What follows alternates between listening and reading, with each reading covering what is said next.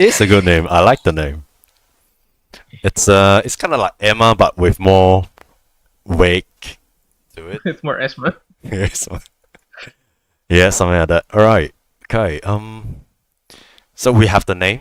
We have some features of this beautiful lady. I don't even want to know what race we are, or we are doing human. Let's go human. Yeah, let's do S humor. Esmer. I think ESM. Let me see. Let's see. Let's see if I can find Esmer. Should be this one. Esmeralda. Okay. All right. So with that out of the way, Dory or Sean, since Mhm. you are the one who played last game, give me a Recap. yeah. Give me a what do you call this? Recap. Yeah. Since let's start from the beginning. Let's start from the beginning. Okay. Yeah. So we started in the village, if I'm not mistaken, Yes. after the previous session, Yeah. and we had breakfast, Yeah. and I gave Hector, which is Jared's character, some eggs that are 12 months old, and I don't remember what happened to the eggs, but moving on, we started to travel to fight Dracula, and we know that his house is in a place that's gonna take longer than 10 days travel. Yeah. And so we asked for a tour guide, and we got some. Oh man, there was like 3 bodyguards and like several knights and all that, but I think they're all dead now. um, There's some interns as well. yeah, there were some interns as well, and in the on our adventure, we ran into a mimic that. Oh wait, interns. Interns. yes. Yeah. Man, I'm sorry. Slaves. I heard infants. Yeah, the modern word for slaves. I know Yes. what interns are. I thought I heard infants, and I was wondering why the fuck would there be infants on this thing? Baby. Yeah. Yeah, Continue. they might as well be okay. Mhm. So a group of interns and bodyguards came with us to find Dracula, but we ran into a mimic, and we also ran into Kikimora. Wait, no. I don't remember what the creature is, but it's like a big spider creature, Big right? spider, From, yes. Wait. Yeah. That's right. Yeah. A Kikimoro from Witcher? No, that was the first. That was an episode before this one. I got Wait confused. a sec. I Yeah. thought the Witcher trailer was just a fun reference. No, yeah, we do a lot of research here, so catch up. We're gonna find. We're gonna Yeah. find. We're gonna fucking fight a spoon lady. Actually, no, we shouldn't fight that one. Hey, whatever. Yeah, so we ran into a spider creature. It's like a huge spider, but then we fought it off. Hmm. But I think most of the people that were with us died. So that's what happened, and we got kidnapped afterwards. Yeah. Yeah. Yep. You were kidnapped, and you wake up to what do you call it? Some sort of a settlement sanctuary within the Dracula or vampire infested area. So okay, mic check. All good. Yep. Okay. Okay. Then let's go way back to the beginning. To catch up with D and Mori. You guys are all level 5 characters, and for our benefit, you guys have already known each other and travel a long time with each other. You are the master of your own craft and capable of slaying Dracula. You are heroes turned exiles. You work for coins, and then, however, destiny take a fun turn, and it brings you out here out of goodwill, to slave this Dracula, and now you are all the people's salvation. And you have gone through some adventure. First off, you fought off a Kikimora, and then secondly, you fought off a Mother Longleg. I took the inspiration from King Kong Island from the Godzilla universe. So you guys fought that, I and remember that, the bamboo thingy. the bamboo thing. Yeah, that's right. They did that. They cut off the leg one by one, and they somewhat survived. And they were knocked unconscious by a group of dwarf, a very colorful hair dwarfs that they encounter in the very first episode. But those are the old story now. So you wake up. What do you call? All tied up to the ceiling. You are, what do you call, your weapon are stripped off, your clothing are basically stripped off, down to your what do you call, your undergarment, so you don't carry any more weapons. But we are not gonna do that as well. We will skip some time ahead, yeah, for the benefit of Mori and D. So this is exactly like a new episode, but at the same time, it's following along the timeline. So I want to go quickly to the loots that we have discussed many times in the group chat. I want to know how many of you have played Dota 2 before, or Dota 1 for the matter of fact. Nope. Dota 2 I have played the original Dota while it was still in the Frozen Throne client. Okay, cool. So you know Evoker. I just yes, I Okay. unfortunately do. Okay, cool. Mori? Let me look. I don't remember the names, but But- I have It's, Okay. some idea. You have some ideas. it's a wizard. It's a wizard guy. Don't worry about it too much. Yeah. It's a wizard guy. Okay. If I remember correctly, he used to use Kale as his model. Was it Kale? It was Kale. Something like that, yeah. Or So, whatever. Sean, you are in for a for a fun time. You are literally playing the hardest ever playable character in Dota 2 in D&D. Sure. All right. So so that is one of the loot you got. Gloves of Invoker. Basically, if at any point you decided to wear those gloves and you do something with it, it will activate and you are able to use those spells. Okay, and then second Okay. loot would be the change of Belmont. So if any of you watch Castlevania, you must have known the chain of the Belmont that it got. It will lit all zombie or vampire kind on fire instantly the moment it touches it. So it's a very powerful weapon against Dracula or the vampire spawning. And then lastly would be the sword of blinding light, literally. Yeah, so if any of you at any time decided to pick up this loot in the rest of the game, I will tell you what happened. But for now, we'll skip time ahead. 1 week to 1 week later. You know, the name of the Sword of Blinding Light kind of reminds me of the Boots of Blinding Speed from Morrowind, where you wear it, you gain incredible speed, but you are in fact entirely blind. Yeah. So, try to listen to the words that I'm trying to use here because it's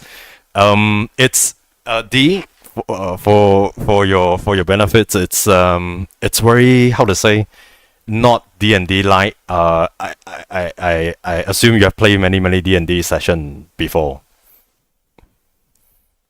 Yeah. So I have this not played in so long, so don't worry. I don't Okay. remember much. cool. So this would how I run the games would I'll try to run it like you're watching a movie and you guys are the actors in it. So you guys get to decide what you want to do. So don't worry too much about the rules, the mechanism, whether you can do this or not. Just tell me you want to do it, and then we'll find out how you want to do that. Okay, just focus on telling your story, your character story. So we skip time ahead to 1 week later. you guys, the three of you, sorry, it's the two of you, Mori and Dory. You guys wake up. This time you are not bound to anything. You are in the finest sleep pajamas that you can find. Birds are chirping outside. Sun is shining through, through the curtains, and you find yourself in like the biggest and the grandest suite that you can find in this sanctuary, in this settlement. You try to recollect what happened, and it was not long ago. It was like a week ago when you wake up very similarly, and you found yourself treated like a criminal. But now it's a totally different situation. You guys are you try to recollect what happened this past week. You kind of remember something like along like you are the chosen one. You are the salvation of Wallachia.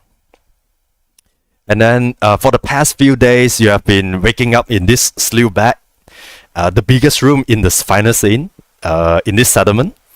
And then what follows along is a knocking on the door. And it's a familiar sight. It's a friendly face. It is the head of this settlement, or what do you call, or this village that is in the middle of this infested Wallachia. So I want to start with what do you call 15 again. So D. Trying to think of a character name. Or you're going with Longfoot. You decide and you tell me. But for now, wait, what? Can you repeat the question? I didn't hear my name. What? Yeah. So for now, try what do you call? Try to give me a feature. How you picture a head of the settlement or of a village would look like. Preferably a old dude. Sure. A grizzled fucking shifter grizzly bear person. Bear features mixed with humanoid features. Ooh, so sort of like what is that race called? Big bear guy. Yeah, big bear dude. What's that race called? Druid. Shifter. Looks druid like. You agree? Druid like? Yeah. Druid like grizzly bear. So probably the tallest among you guys. Yeah, Definitely. pretty big. Okay, cool. So he has to like duck in order to enter the room. And next, Sean. He has a very he wears a very respectable attire. How does this attire looks like? It is a 3-piece suit. In medieval time? Yeah. Yeah, okay, let's do medieval. Did you expect Sean to know what fancy clothes in this time? Yeah, man. You said respectable attire, and I said 3-piece suit. Come on. Okay. And what sort of name will come into mind, Maury, when we put these two features together? Larg. How do you spell that? Laarg. Laarg. Is this a reference to anything? No. just the sound. You just go ah. This is pure creativity in the works. Let me tell you. Okay, so maybe go back to you, Sean. He does it look like his age, or he is what do you call, he's older than he look, and or he's like one foot to the grave kind of situation? Younger. Younger? He looks like baby face, I mean, granted, it's bear, so we don't know what babyface for bear looks like. Oh my goodness. Okay. Like a cub, a bear cub. Uh, okay, but in fact, he is how many years old? Who's next? me. Mori. 134. 134 years old. Okay. It's like one of those fucking animes where I know they look like a little girl, but they're actually 2,000 years old. Yeah. Yeah. Okay. And is you what do you call it? D your name for your character? It's Longfoot. Longfoot. You know this. You know Lark well. In fact, you have been following him for the past, I want to say 1 year. So what happened a year before was, it is Wallachia was a peaceful village, you know, like any other town. And then suddenly one fine evening, a castle appeared out of nowhere, out of thin air, and then it started to infest the whole surrounding, and eventually it infested the whole country. Exactly like Casanova, if you watched it. So you know, It is Dracula's teleporting fucking castle. Holy exactly. So someone come up with that. We are sticking with that. And then you are one of the neighboring villager that come into this settlement for shelter and for rescue. And it is exactly Lark who protected you or defended you from a zombie or a vampire. I protected him or something else. No, Lark protected Oh, Lark. Longfoot. Oh, okay. Yeah. What? Maury, what's your correctional name again? Morlock. Warlock. Okay. You guys are Do you want me making to this. expand on? Do you want me to expand on the situation with Lark? Yeah. Oh, yeah. No. Despite being an experienced monster hunter, doing it for a living, just the undead was overwhelming. Mhm. Unfortunately, as a little rabbit guy does not have infinite stamina, so Mhm. eventually he was worn down, and ghouls and reavers and the odd rot fiend came in, and it was Larg's weird baby face and incredibly huge body that saved him. Yeah. What was his weapon of choice when he? Larg or me? Yeah, Lark.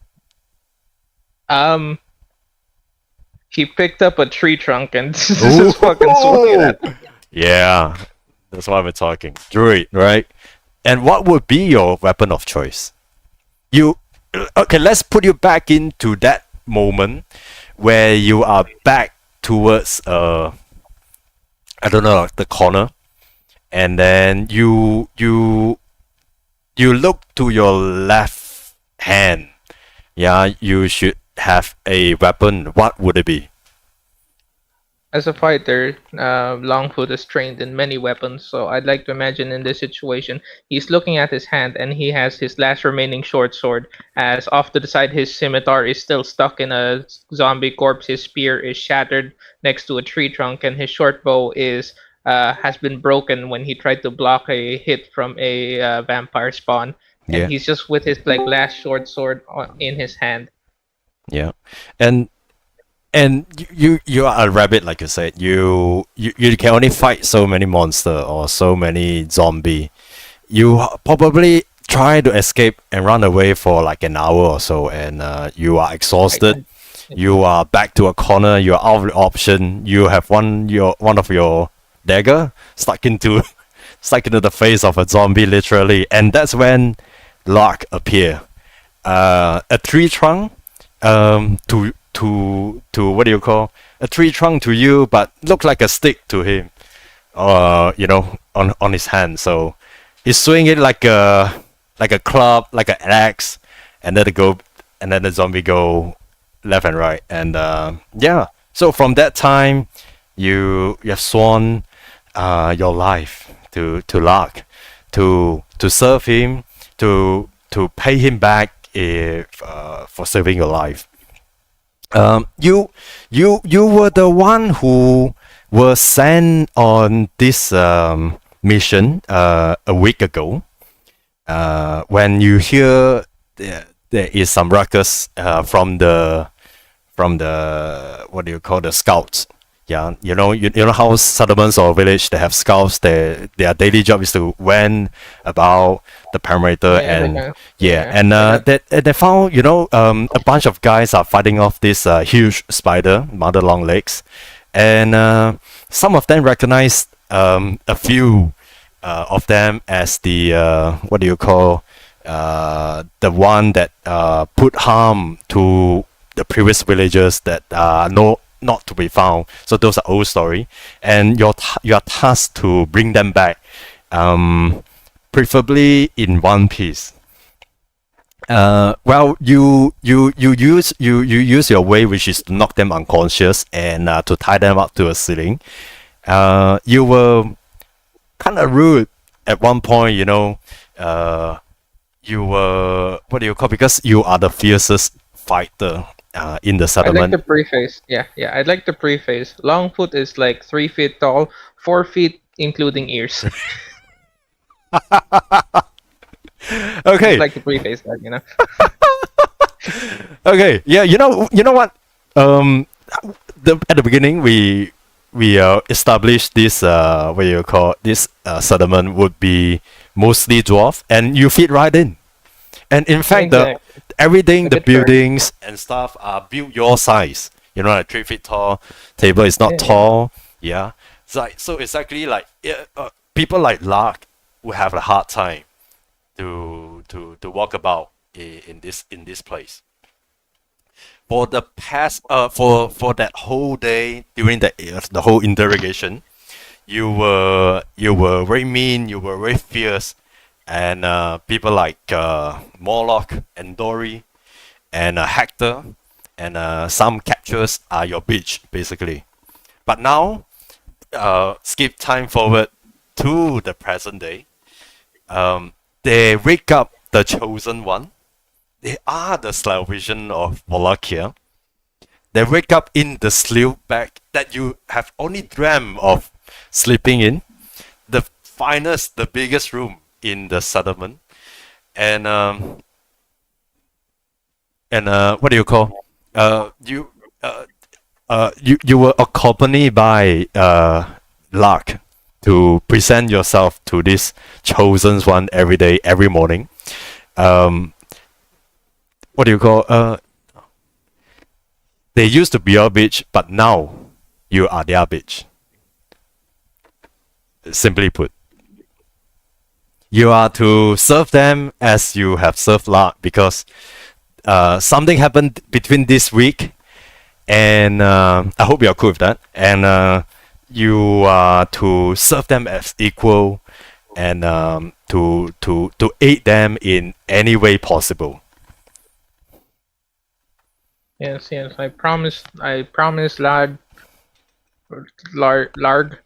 I promised Larg to kill 5 times the amount of undead for him that he killed for me that day, and I'm keeping track of the number. And don't worry, guys, it's still pretty big. I'm gonna be with you guys for a little longer. Okay, I want to turn the camera back to Dory and Mori.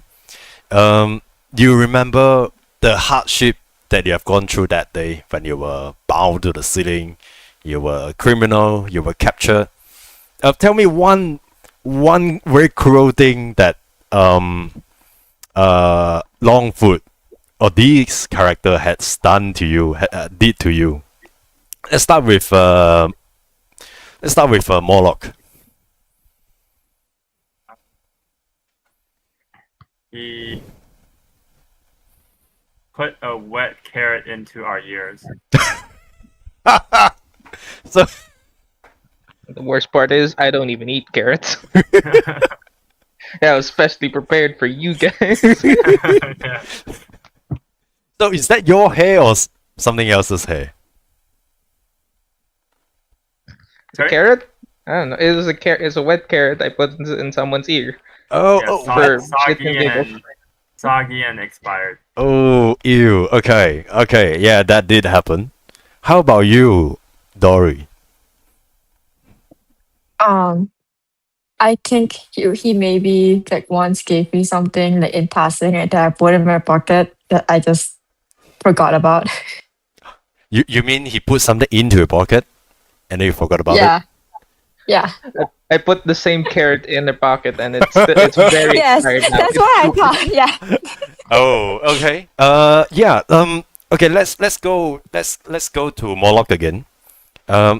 Describe a little bit about yourself. You know, let's go back to when you were in the prison cell, when you were bound up to the ceiling.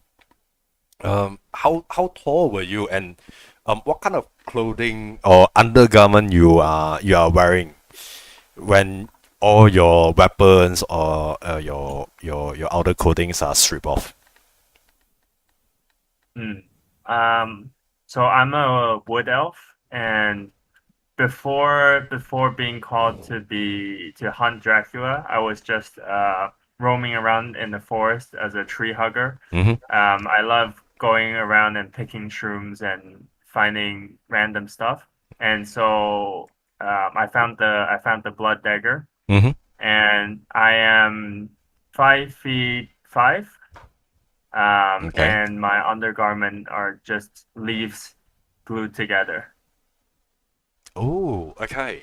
So very how to say, down to earth kind of clothing. Nothing flashy, even Yeah. for an wolf elf. Yeah. Okay, and your weapon. Describe a little to us. How it looks like. I'm thinking something like how to say, you know, modern days, you know, there are certain tables, you know, that looks plastic but then it's actually acrylic resin, and there are like what do you call, blood that swim about inside it. So assuming that's how I picture your blood dagger. But in your mind, you know, explain a little bit to us how it looks like and how powerful is it? I'll leave how powerful it is to you, so you can kind of balance it out. Mm-hmm. And then basically, I picture it being a black stiletto dagger. It's kind of a combination of a standard medieval dagger, but because it's fused with the blood of Dracula, it's kind of grown a little bit of the veins and an eyeball in the center of the dagger. Yeah. You have a sketch. Do you mind if I share the sketch? Yeah, no problem. Okay, give me a minute. Okay. How I picture it is you fuse two elements together. So one is the Dracula blood, and another is the eye of the former owner, I want to say, the Rook. Oh no, the eye is grown from the blood of the Dracula because it's kind of grown into its own creature. Ooh. And the base of the dagger is maybe something like this.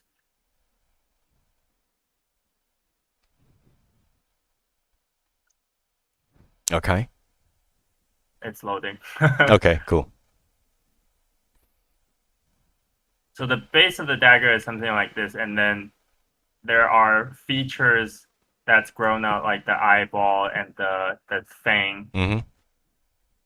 Yeah.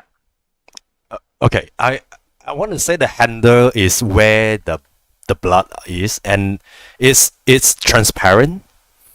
It's transparent looking handle, and then the blood inside is flowing. It's like an organic thing, you know. It's alive, so per se. And when you're fighting, it's when it shines the most. It's like it's turned on. It's active. Yeah, and then the eye, I want to say, it serves you some purpose. it did serve you some purpose along the way. We'll discover it sometime in the future. Okay. Yeah. And okay, the size though, the size, is it this small or bigger? Yeah, it's not very big. It's a one-hand dagger. Okay. And only one of them, right? Like one dagger. Yeah, one. Okay. Let's go to Sean. Dory, you seen this dagger in action in your past adventure with Moloch and Hector. How powerful is this dagger? Very powerful. What it did? Let's see. It can slice perfectly into a piece of bread. Into a piece of what? Bread. It can cut the bread into perfect slices. That's the. Oh, okay, yeah. It is very powerful in the kitchen. The semantics come in where we figure out what bread means to a dagger. Yes, exactly. Like If we cover a vampire with enough flour and water, it'll be considered bread enough for the dagger. Yes. You get what I mean. Turns Yeah. out Dracula is just bread. Exactly. If you think about it, being undead and living for a really long time is kind of like fermenting yeast. So you just gotta bake them, and then you can cut perfectly into them. I'm gonna say people has been breaking bread, and since and that they have been cutting since people have encountered this blade. Like it's so powerful. Like in this in kitchen, and there were like I don't know. I want to say tournament. What was tournament a thing? Yeah. In the kitchen, and then at one point you cut it off a slice, like literally, not non-combat time, and since then, cutting bread has been discovered. I would say you are the one who started this. Okay. All right. Okay. Let's go to you, Dory. Give a brief introduction of how you look like when you're bound to the ceiling when you were captured, and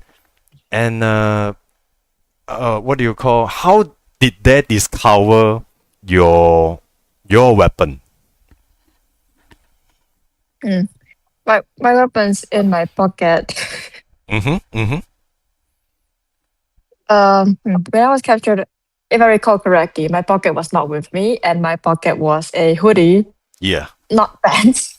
Oh yeah, that's right. So that's right. I was just wearing like a normal shirt, Mm-hmm. and I think I was like tied up, sitting down, like cross-legged. And my weapon, I kind of don't remember if I had a weapon. I kind of remember just going into my pocket and pulling out fireballs. Yeah. That's my weapon. Okay. So I would say, at one point when you guys are like, what do you call, hang, and you guys trying to do a prison break, I would say Hector's feet tried to reach into your pocket, like it did many a times. So that's when they discover, oh, that's your weapon. So they took it off, and then how I would end it is, your punishment, decided by D's character Longfoot. After he uses moist and old carrot, he discovered your weapon, which is the pocket of holding. So he throw this so-called rotten carrot into your pocket of holding, and do a shake. Like try to even it out so you can't find like that easily. Like how you shuffle about, in a bag of groceries, stuff like that, to even it out. Yep. Like many years in. Okay, so I would say for the rest of the episode, every item you take it out from this bag will smell. I just, Yeah, unless you roll a d20 a 20 of a d20 when you take something out, you get to you managed to retrieve this rotten carrot and throw it out. Should you decide to? Okay. Can. Okay, yeah. So you guys are in the same room for the I want to say the sixth and the seventh time. You guys have seen each other for a long time. You were their bitch, and now he's your bitch. What do you say to each other? Let's start with you, Longfoot. How do you greet the chosen ones?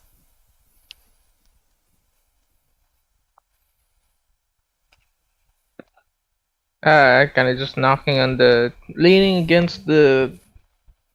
I assume their accommodations are still also dwarf size, so the door is something they have to like bend down towards. Yeah, definitely. And then just like knocking on the door frame, going, Mm-hmm. "Yo, so you're finally awake."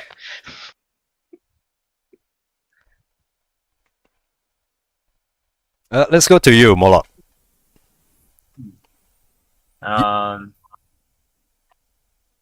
It's been some time since we saw him, right?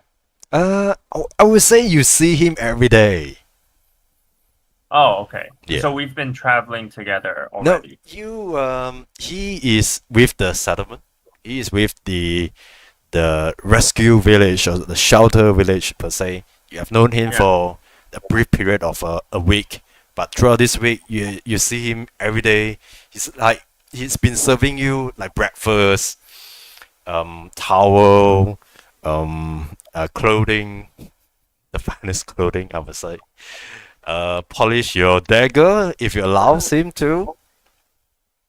Yeah. Everyone else is far too scared of you guys to come here. So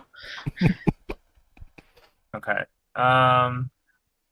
Maybe I pick up the bread Yeah. and dip it into the water and say, "Here, come over here." Okay. Yeah. Let's roll. Let's roll something. Okay. I want to say, what do you call? It's easy enough. You don't really have to find a lot of it because you have bread for breakfast, and then you have water, you have milk. So no problem on your side, Moloch.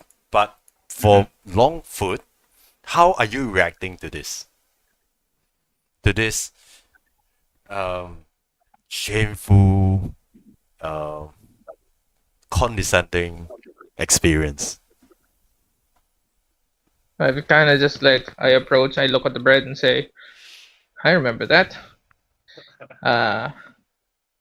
Miss Bedlam, Miss Bedlam from Miss Bedlam, the wife of the local carpenter here, kneaded that bread with her hands from wheat that was donated from this very land.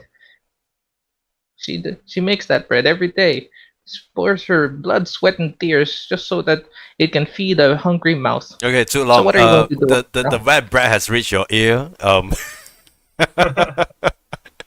A rabbit ear. And It's a I huge tell- one. So I tell Longfoot, that's a very touching story. Then you better not waste it. I kind of just like fish the bread out of my ears and say, "All right, you done yet?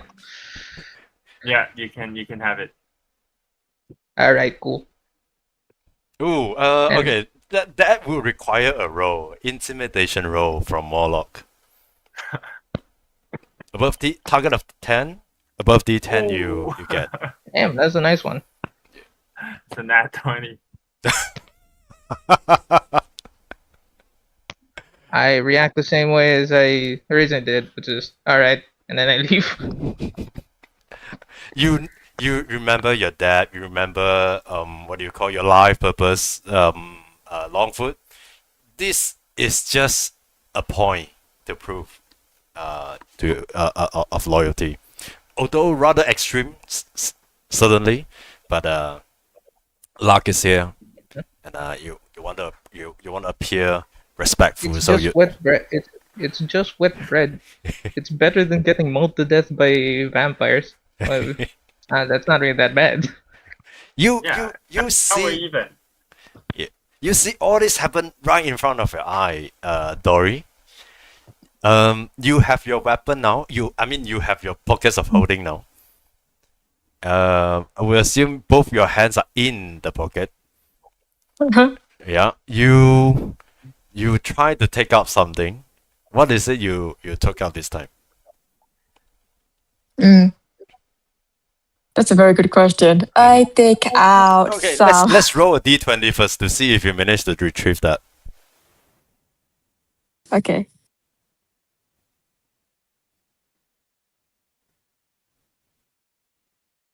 I got a 10. So I didn't retrieve the rotten carrot. But on the other hand, I probably retrieved some socks. Some musty socks that got lost.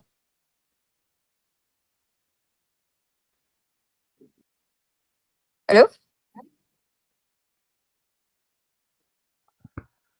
Wait, I can't hear you guys. Hang on. I can hear you. I can hear Or you is just it- fine. Okay, let's do a I mic could hear check. you just That's fine. what I was I think no one just responded for a bit. They were thinking of responses. Ah.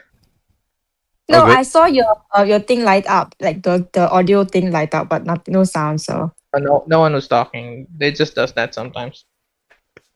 okay. So, Anyway, I found a musty sock. left or right sock?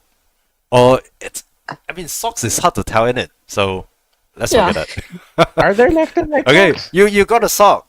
What do you do with it? I throw it You do at Longfoot. Duh. Obviously. roll just- throw. What is throw? Dexterity. Let's roll So Longfoot dexterity. rolls eyes and secretly uses his telekinetic ability to make sure the sock runs and goes straight at his face.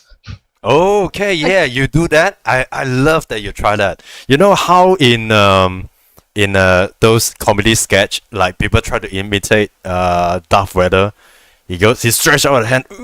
You try to do that, and then Very secretly. you Very recall. secretly, like using a finger.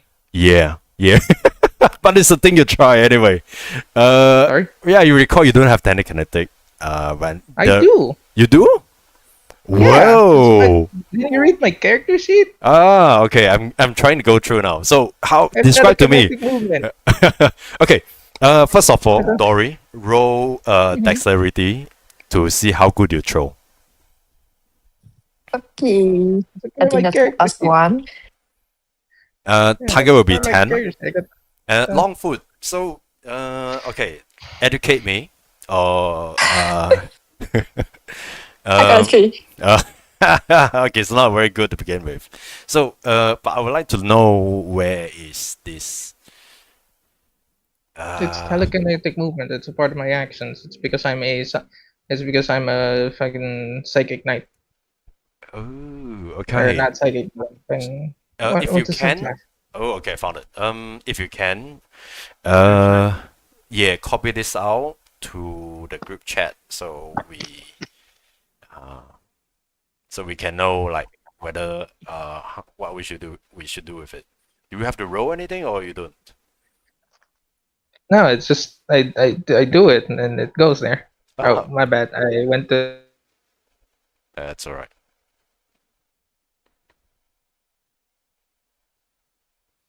It should be a It's a intelligent. magic action. It should be. It's a magic action, and I push it towards my face.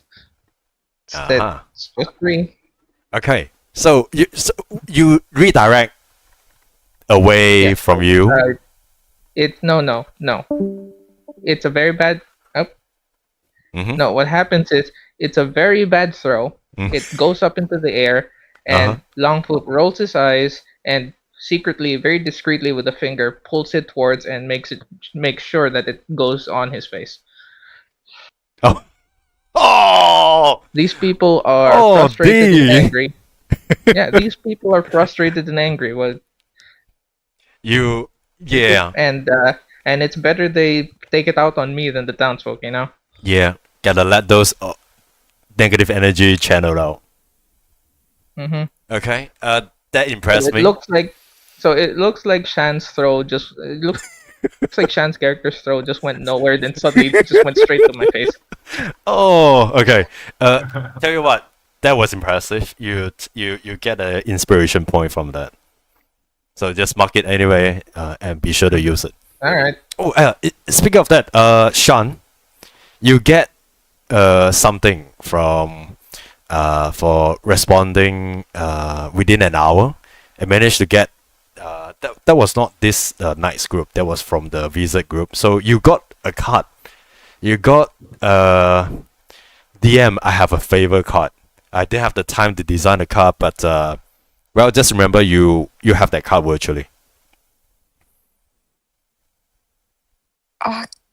What's the card virtually? DM, I have a favor. Open and quoted. It lets you virtually have a favor. Okay, I have it's like inspiration basically. Okay. Yeah, it's a inspiration in and off game. Oh, okay. You gotta Okay, explain. basically I can ask you for whatever. Okay. Yeah, it's a Thank you. favor though. I have to honor the favor Okay. to yeah. Okay, so each of you got your own this one. So we move on. So you guys have your bubble for a moment, and then I will let you guys do one more thing before we move on to the next part. I don't really have anything to think of. Okay, who would like to do what?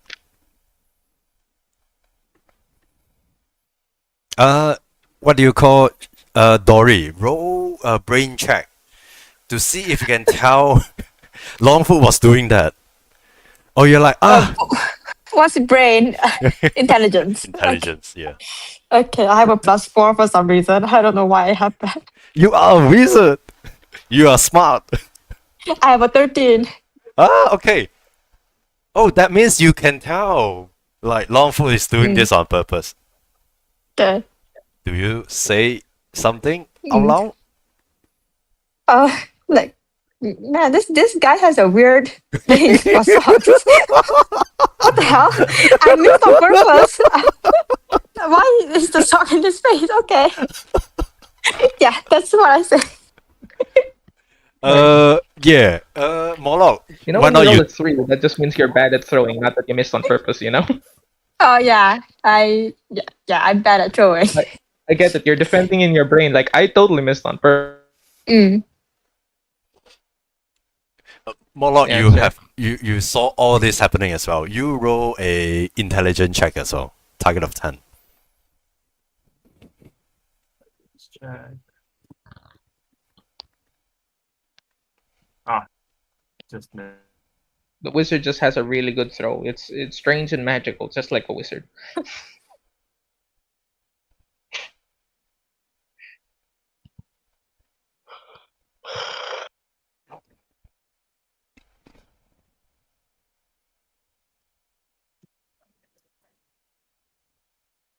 Just right there. Yeah. Tell me your roll. 9. 9. So you barely know. Yeah. Like it's you couldn't tell. Or I would say you have a hint that Longfoot is using spell there. Like you have been through fights, you have been through war, you've been through adventures. This little trick is actually a spell. Like, what is It's your not a reaction to it? Yeah, I sensed that there was a spell there, but I couldn't figure out why. Mm-hmm.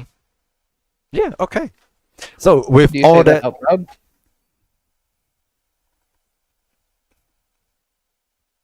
Sorry, say that again? Do you say that like out loud or something? No, I just narrow my eyes and think. Alright. okay, yeah. So, this is like I want to say the 6th day of your routine now. The head of the settlement is here with you. Lark is here with you. What do you call? Longfoot is here with you. What is the next thing that the chosen one, the savior of Wallachia, would do after breakfast? Let's start with you, Sean, Dory. After breakfast, I Let's, would go find stuff to put in my pocket. okay. Let's explore this. Is settlement the right word, or what kind of word would you guys prefer me to use? A village, a sanctuary. Sanctuary is pretty cool. Sanctuary? Right? Yeah. Okay, yeah. Let's explore the sanctuary a little bit. Like this is if you guys have watched like The Last of Us Part 2, the series, TV series, it's almost as big as that, but imagine smaller because the majority of the civilian or the occupants are dwarves and shortlings, except for a handful of people like Lark who are very big. So they are like at the side of this sanctuary. But imagine like everywhere you go, for the first time ever, Dory, you feel like you are the big one here. Mm. Right. So which part of the town would you go to first? Oh, well, since I'm the big one here, I might as well just go to the big one shop. The big what shop? Just the shop that sells big stuff. Okay. It is kind of funny because dwarves, despite being short, are technically medium-sized creatures because of how fucking beefy they are. So you might be the tallest one, but everyone else is like bigger in mass. Yeah, kind of is, kind of true. Yeah. So you've gone into a shop. Describe to me like how's the vibes like? How many people you would find that this early in the morning? Are those people busy? Building, rebuilding, or what are they busy doing? Or they are just chilling like dwarfs? Yeah, I think they're just chilling. Like they're smoking pipes. They're drinking tea or ale. They're dwarves. It's definitely beer. Beer, yeah. Were they doing this already in the Lord of the Ring? Wait, the They Hobbit. are fond of any alcohol. Yeah. That is dwarves. Yeah.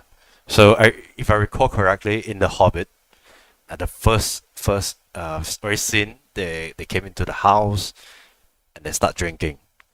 They start Yep. eating. Yeah, so that's the Our behavior of okay. So you've gone into I would say the biggest shop that sells food, eatery. I would say a tavern. It's very warm. There are a lot of people laughing, dancing this early in the morning. A lot of hearty breakfast, roast, eggs, and all sort of. You don't mind a second breakfast, if you see this, but you want to stock up. Yeah. That has been your routine for the past few days. So, what is the one thing that you are looking for that you couldn't find yesterday? Still you, Dory. Can I find bombs? Hongs? Like Bombs. gong? BOMB. What? What is that? BON? BOMB, like bombs. Oh. Stock up. Just in case I ran into another monster, Yeah. Okay. Yeah. You know what? You roll. I want to say you roll something first to see whether you are smart enough to find their stash. Let's go with intelligence or wisdom, or charisma if you decided to charm people for target of 10. Intelligence is my highest thing, so I'll do that. Okay. Yeah. I got a 14. Okay, you found 1, 2. You roll a d6. 2. You found 2 bombs. Yay! Okay, Moloch. You what do you call? Were you following Doris or you are elsewhere? I hear the telepathic murmur from my dagger that it needs to feed too. Mhm. So I need to go out into the infested area to try to get it some blood. Ooh. Like you have to probably go out with the scout. Yeah. Yeah, and within like how many miles of radius and fit the dagger? Like okay. Yeah. Is there monsters or maybe animals nearby that I can Oh yeah, try for to sure. hunt? Like for the first 2 days you are probably out, within the shortest radius checkpoint that you have to do a tour for. But today, you are with, I want to say, Longfoot, the fiercest fighter in the century. Can find. By the way, Jespa, Yeah. I would love for you to also kind of role play the kind of Dracula dagger. So you can kind of control that as an NPC to talk to me. Ooh, like okay, so it talks. Yeah. Okay, yeah, no, okay, I will try. And your personality, I think, is going to be chaotic neutral. Mhm. You thirst for blood, but you're not evil like Dracula. Okay. You're like a newborn baby, but with bloodthirsty. Okay. All right. That's good. That's great. That's give me some power. But today you I would say this is the second day you have learned to trust Longfoot and join him at this venture out to the farthest checkpoint that you always run into some monster along the way. Probably you would find the lights of Kikimora, but you didn't encounter any of those in the past yesterday, and today you are set off. You set off to this to the probably you ran off yesterday. This time you run east. So Longfoot, you are the head or you're the leader of this pack. How many scouts will be in this pack, including Moloch? How many what now? How many scouts that you will bring, including yourself and Moloch, to run the checkpoint? Well, you have to keep light, and too many will attract a crowd. So, probably 2 others, since Morlock's also here. Okay. 2 others. So in total, 4 of you.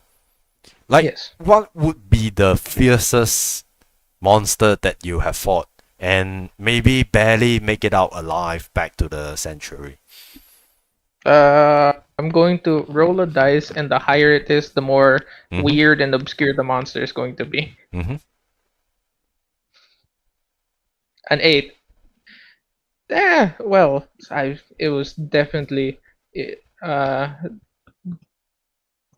It was a manticore, a fierce manticore and its child. I didn't know it had a kid. Nearly took out one of my ears. Ooh. Terrible. I would say it did take out part of your ear, like like a scar, like a good scar. Like a tip off. Mm-hmm. Yeah. There's like a notch off one of my long ears. Yeah. That is badass. So you managed to survive that, and people tell about that. This time you didn't run into as fierce as that monster, but you managed to run into a couple of wolfling. You fought those off, and I want to say the blood dagger did suck the blood essence of this dire wolf. One dire wolf, probably a few other wolfling, and that's when the two of you hear the horn from the sanctuary. Longfoot, you know this horn to be a red coat, or tier 1 alert that shit went down in the sanctuary and it requires your urgent attention. All right, I share the information with Morlock and head towards the sentry. Okay. You on your way there, they start to be a swarm of what looks like a bat-like creature. There's a couple of vampire spawns that you have encountered when you do your routine checkpoints, but it is what's special about this is the volume is way out of hand. It's probably 50 to 60 times the size that you have encountered. Would this activate my neck? Well, of course, I guess if I have my necklace, it would be going wild right now. Oh yeah, like wow, and it has, if it's like a GPS, it is facing that direction. It's literally pulling you towards that direction. It is, no, it's a very subtle, very small, like meteorite stone with like streaks of metal running through, a small little black rock with streaks of like silver and gold metal running through it. Okay. And whenever it's near a monster, it starts floating slightly. I think at the right about when we get to the sentry, it starts like going straight up. Yeah. I have to like catch it in the air before it goes away. Yeah. Well, that did happen. So like you are probably on horses, the four of you, and the sky is not very sunshiny to begin with. When you left, but right now it's like a tornado of bats, a tornado of vampire creatures that is swarming about ahead on top of this sanctuary. You have never encountered this mass of I wouldn't say massacre, ambush. Yeah. And you are charging, I would say you are like about 5 minutes in, and then what do you call, a couple of zombie appear like en route. What would you do to them? Is the sentry still like on the tower? Yes, and it's like you're still 5 minutes away, 5 minutes ride away from it. Well, I mean, the zombies are known to be quite slow, right? Mm-hmm. I use my Harengang ability of Rabbit Hop, and I will jump 15 feet in the air and jump over them. Oh, so you're just passing it through. Yeah, I have to save the sentry. Okay, the guy's being swarmed by the entire cast of Twilight. Okay, cool. What about you, Morlock? I'll say at this time, the blood dagger would probably say something, only whisper to you something like, zombie blood doesn't taste good. And then it gives you the vibes that it's not gonna help if you decided to fight or anything. It would just be a regular dagger. Aged like fine cheese. Are we spotted by the bats? What are the bats doing? Yeah, like I would say a good chunk of them is like blocking your path, blocking your route. The amount is enough for you to like you can't just run past it if you decided to do so. You kind of have to like stop and fight a little, unless you do what Longfoot did. Jump and abandon horse and try to focus on the rescue of the sanctuary. How many bats are there in between? I will say could be 7 to 8 of them. 7 to 8. And how many scouts and guards are with me? 2 others. Okay. Let me maybe try a Eldritch Blast first. Ooh, cool.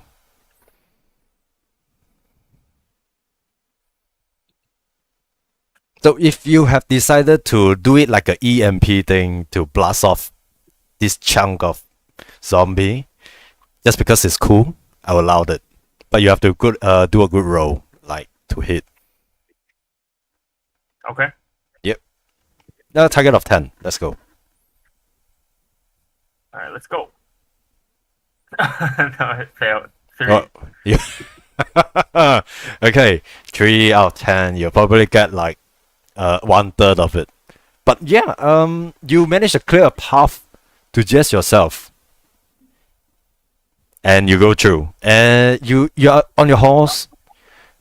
Yeah, and you are charging in towards the sanctuary, leaving behind 2 other guards that I would say more than capable of taking on the remaining zombies. But we'll zoom the camera back to Sean, to Doris' character. What were you doing when the alarm horn sounds on? Like, I think I was still like at the shop and then looking through the stuff. Mhm.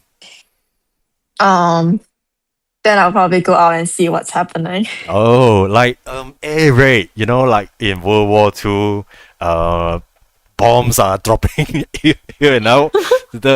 I would say the moment you came out, there is like a bomb dropped into the middle of the to the building that you were in, and like, whoa, you barely make it through. Yeah, and then you find yourself flanked by what do you call zombies left and zombie right. Almost nowhere for you to run except one little spot that you can hide under, or you can walk through, or you can run through. Yeah. You I decide run. you run. Okay, so you can decide to run, or you can decide to fight. Like Oh, okay. yeah. Yeah, So, then in that case, I'll go into my pocket and then pull out a uh-huh. fireball.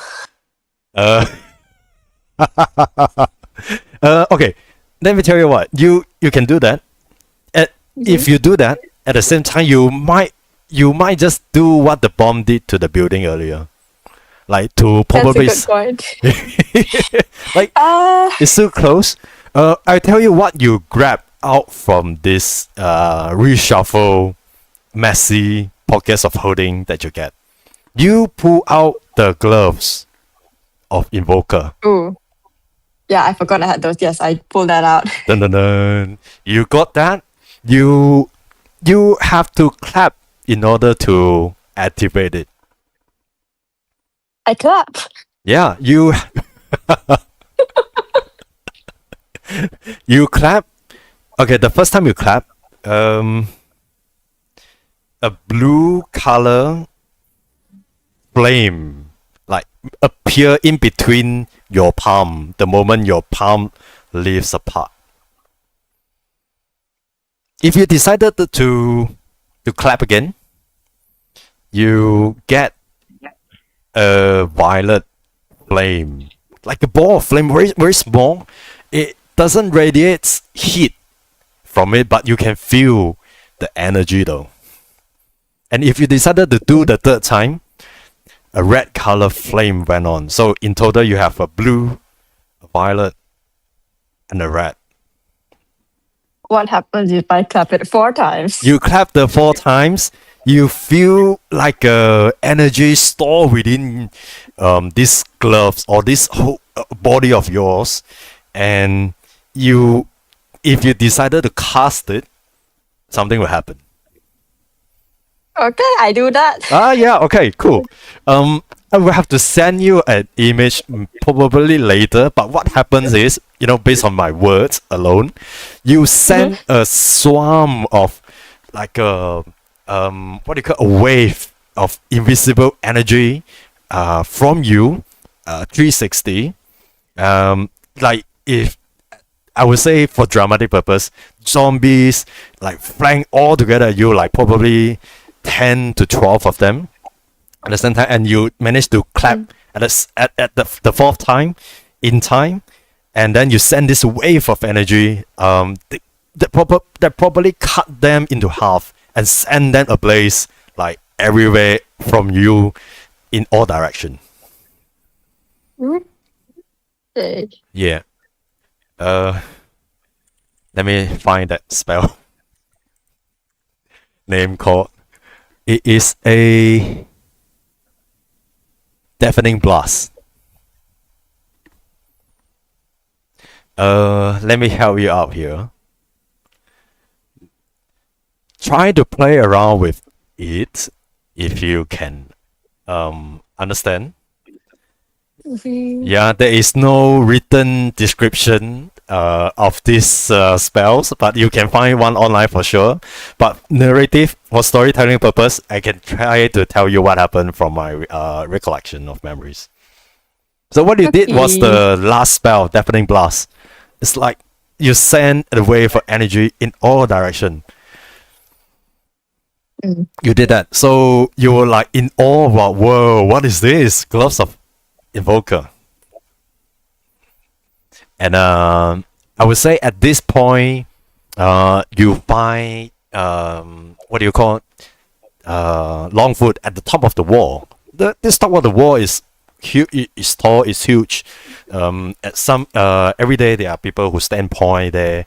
They walk about. It's enough to walk. It's enough to sit. It's enough to stand and sleep. Through. It's wide enough. Right now, Longfoot is there. If you decided to look at it, it's basically like the shadow of it because the sun is right behind it. It's like the whole hero thing, like in the movie.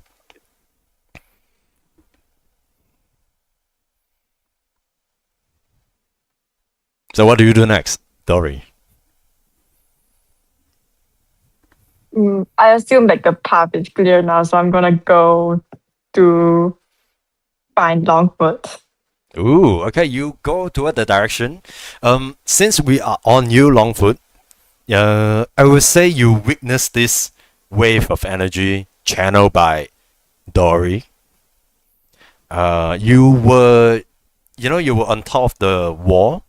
It was shaken a little bit, but it holds still. You're fine, per se. But you witnessed this. What was your first reaction to this?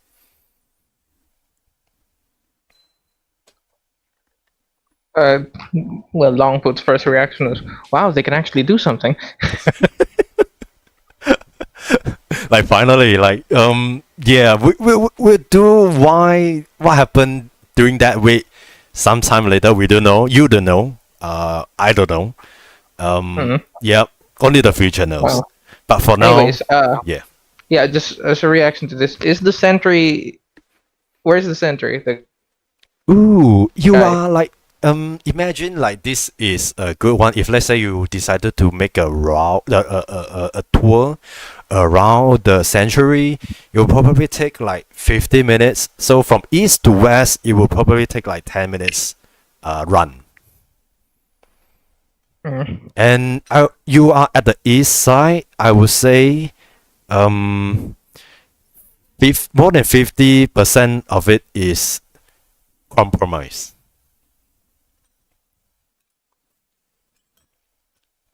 Like you see your beloved villagers, civilians are being beat by zombie that being taken down. Very much like Casanova. Limbs are torn apart, blood, intestines everywhere, guts and stuff. So it's a bloody scene.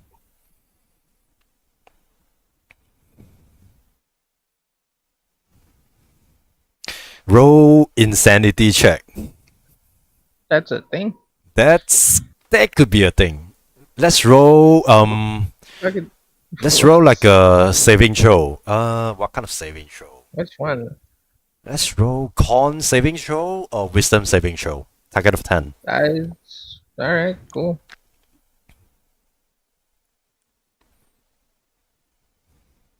The 12. Ooh, okay. You can stomach better than you think. Yeah. There are definitely some familiar faces, lying on the floor. Lark is nowhere to be found yet. So your turn. Hmm. Give me a mental image. Where do you think Lark would be at this point? What would he be guarding, or what? Larg is the biggest guy in the village. Mm-hmm. So I'd assume wherever he is, even if I don't see him, I would hear him, especially in a time of conflict Cool. with his druid staff, which Right. So let's go to some movies when there is a breach of zombie, like in the Last of Us or in the Zombie Apocalypse movie. Where would people retreat to, or what would they try to defend first? well, these are dwarves, right? Yeah. Dwarves are very good at making cavern fortresses. So I imagine that these dwarves have like a bunker sort of area, probably really makeshift, probably incomplete, but it's fortified, has stone. It's very well. It's very fortified, so people would charge there first in a time of emergency. Is it on a But, surface or it's like a basement kind of thing? Like a nearby hill. Okay. So yeah, I would say it's right in the middle. People like literally have to like walk uphill, and then there's like a what do you call that building again? Cabin? What? What do you call that building that people retreat to? Bunker. A bunker, yes. So yeah, like you would see what do you call women, young children, probably the first one there, and then what do you call Lark is leading and defending along with a group of adult dwarfs, yeah, against these what do you call zombies and stuff, and then you hear the footsteps of from behind, and that's when Moloch join you. He take all this in. Moloch, you take all this in within your point of view. What is your first reaction to that? Like the whole thing. Oh, I would say 50 to 60% is compromise. It's full of zombies, vampires, wolves. I think the bunker looks safe. I'll try to see if there's a source of the swarm. Ooh, okay. Good. You try to look for the source of swarm. It's not coming from the sky. Not just the sky. Yeah, of course there are sky. Bats roaming about. But then if you look to your right, far right, there's like a piles of stuff, woods, scattered about, and then there are zombie that climbs out of it. Like one by one, they they climb out, and then that's you found the source of the breach basically. Okay. Yeah. I tell that to Dory and Longfoot and suggest maybe we can head over there, or do we need to defend the village or the sanctuary? Yeah, you do. So Dory and Longfoot, what do you guys think? I think we need to deal with the source as well. I think if we deal with the source, the sanctuary will be saved that way. So it's like killing two birds with one stone. Yeah. I agree. As Longfoot is going to try and look around, is there like a large, I don't know, boulder water tower? Yeah, they are. Okay. Okay, so your first thought is to climb up above and climb up above so that you can have a better view again? Or you are closer to cast spells? My plan was to make the tower fall down on the hole. Oh, okay, cool. Okay. That is your ultimate goal. What would the two of you want to do, Dory and Moloch? Helping Longfoot with this idea or something else? Yeah, I'll help. Okay. Moloch? Yeah, if that tower can cover up the hole, then we can try that first. Okay, cool. So, this tower is like a point, like a tower to sort of oversee the whole sanctuary, and it's like you say, big and tall enough. Should you able to push it down in some way? So this would be a few steps kind of thing. You have to, first of all, you have to fight your way through, and then to reach, and then you figure out what to do, how to make it down. Cool. Yep.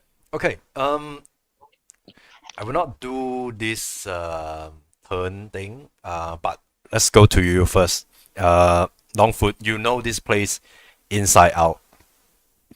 You know the best way to go. You make a beeline to that tower. What are the spell you use to blast off whatever zombie you find in the way?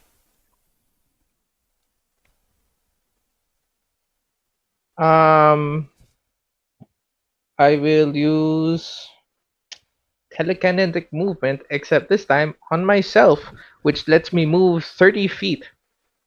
So I basically launch myself that direction. Okay. 30 foot. I would say it is about 90, 100 feet away from you. So it would take like, it would take like, let me roll for it. It would take 5 turns for you guys to reach there. Yeah.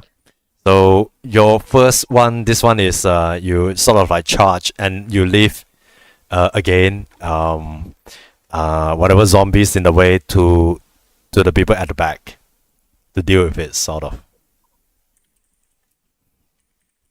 Then what about Moloch? What is your way to sort of blast off these zombies?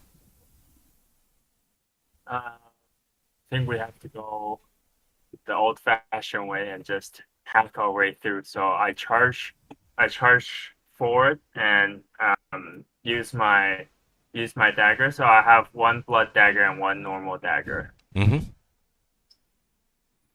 Okay. Yep. And I try to cut them down. Okay. You can do that, and you have to roll to see if you can get most of them out of your way first.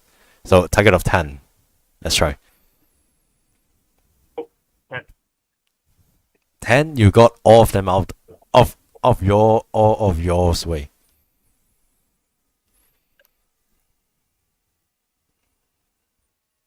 Okay, I keep going.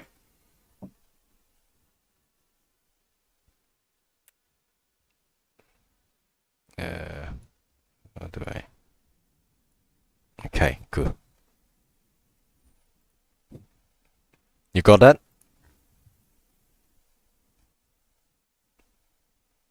Sorry? What's your role? Oh, I got 10. Cool. You managed to do that. And Dory, are you going to use your gloves again, or you're using a normal spell? I don't know. What's the current situation? Like they are charging towards the tower.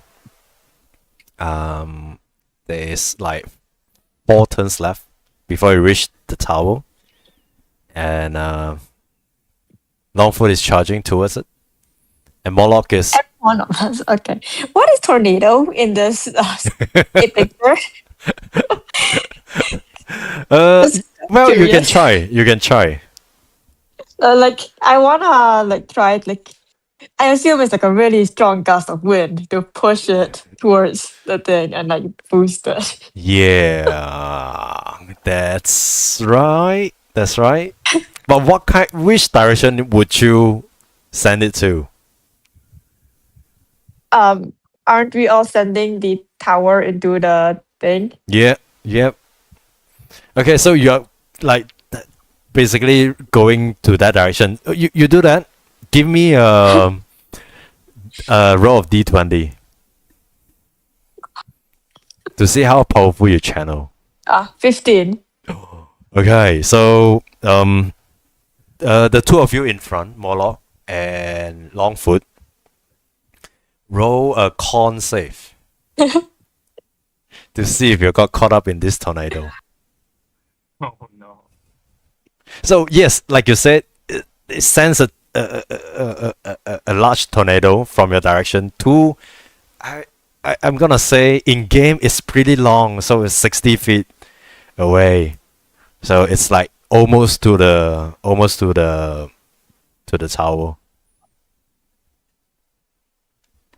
Okay, tell me your con save, guys. I got 9. I have a 16. Okay, 16. You managed to dodge the way from the tornado. Oh wait, no. My bad. I forgot. I was a fighter. That'd be a 19. Ah, okay, even better. You got your footing, but not too good for you, Morlock. You were caught in the tornado along with the other zombies. Okay, so you got 2 spell off the way. You know how it works, Dory. I would say this is when. Oops, I pressed something. This is when you hear. All 3 of you roll a con save again.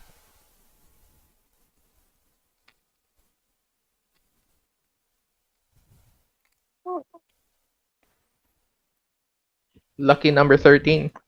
Okay. Anyone below 10? I got 1, not 1.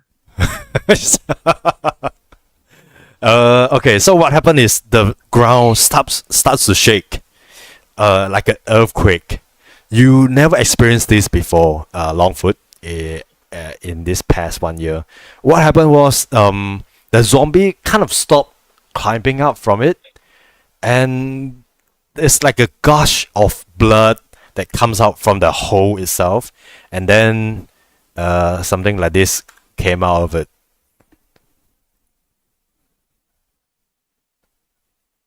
It's like a snake per se. I would say this. You guys are able to tell. This is not your fight. Especially you, Longfoot. You have fought many monster since you have been guarding this sanctuary, and this monster of this magnitude is not within your so-called resume or capability. So do the 2 of you, Dory and Morlock. I would like to get your first reaction first, Longfoot, since you are the one like probably closest to it. It's crawled out of the Yeah, it's crawled out of the hole. yeah. It's just a very prolonged fuck. As Longfoot then pulls, as Longfoot like slightly panics and reaches into his bag and pulls out the chains of Belmont. Okay. Yeah, I would say at some point you got the chain of Belmont, from Dory, or you stole it. We don't care. Anyhow, you got Yeah, it. it's okay. Yeah. It was in the pile. It was in the pile of their stuff when we first got them, and and I secretly mixed it in with a bunch of other normal chains. So the chains that they got was actually just normal chains, and I just took the chains of Belmont back. Okay, yeah, that happened. Okay. First of all, you need to roll a performance or a dexterity check to see if you can Alright. use sort of like wheel this chain smoothly. Target of 10. +4, 6. Ooh, inspiration. Yep, you can use that. All right, listen.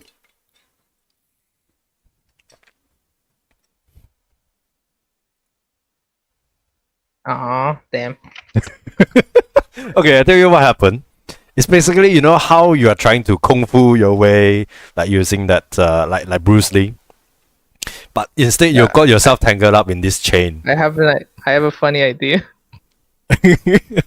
How? With the 2, the 6, I just like pull out the chains. I look down and go, how the fuck? This isn't a weapon. This is just a chain. Why did I pull this out?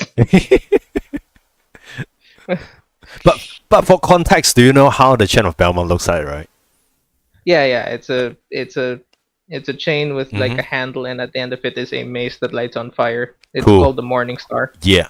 Yeah, cool. Yeah, that's the one I'm looking for. Morningstar. Yep. So every monster or creature it touches, especially necrotic, since we're in D&D world, it will explode Yeah. on the spot. Uh, Well, works on unfortunately, anything. you got caught up. I would say you are entangled.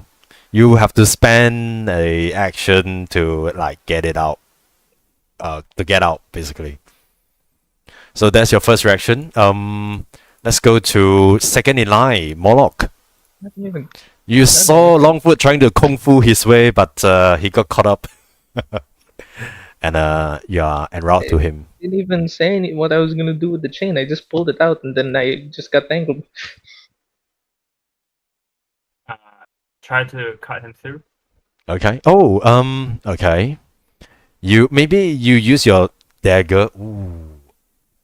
Okay, I'm gonna say,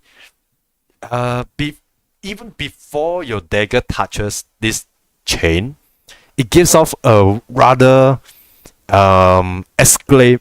What do you call it? A surprising or a loud expression that no, like it doesn't want to get near it. If you get what I'm trying to say, like it compels it, like it frightens him.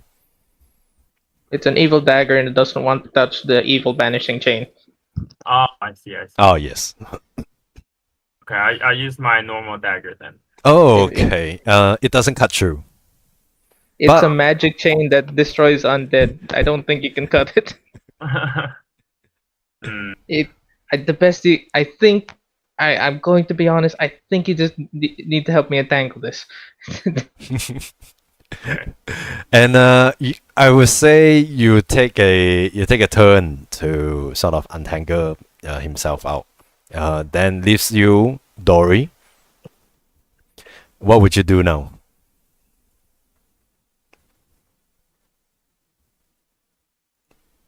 Shan? You are third in line of the actions. I know. I'm like, I If it- go if it into my makes you feel- pockets. If it makes you feel any better, Sean, most of my turn was me asking about the situation, and then someone else going. I would like to go into my pocket and pull out. Do I have the sword of binding light? The what? Oh, you know what? Roll a d20. Above 10, you got it. Below 10, you don't. So- Okay. Oh, I got 19. Oh, okay. Yeah, I pulled that out. Like, yeah, you know how short you are and how long that that sort of blinding light is. Yes. You pulled it out dramatically, like, cinematically. But then you thought when it ends, it doesn't. You keep have to pull it out, so long, and eventually you got it out. It feels, if it feels like it doesn't belong on your hand, like it's unbalanced. Like you have to sort of find ways to steady it. Okay, but eventually you got it out clumsily. It's long, yeah. It is long. Well, mind you, you still wear the gloves of Invoker. Yeah, I was thinking I gave the sword to someone. Oh, okay. I will grant you that if you decided to do that. But Yeah, I like. you can't tell me like you run there and you pass it to them. If you decided to do this, you gotta throw it. Okay, yeah, I have amazing throwing powers, and Longfoot has amazing catching powers.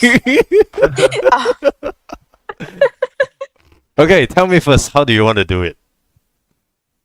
I pulled the sword out, and I realized it's way too big for me, and I just went, "Hey, you look like you need some help," because he's like wrapped up in chain, Okay. and I throw it to him. Okay, let me tell you something. In golf, when you're No. playing golf, now there's there's a bunch of hazards. Like there are sand, there are like rivers, and they are there to sort of distract you, or in a way to make sure your ball lands there.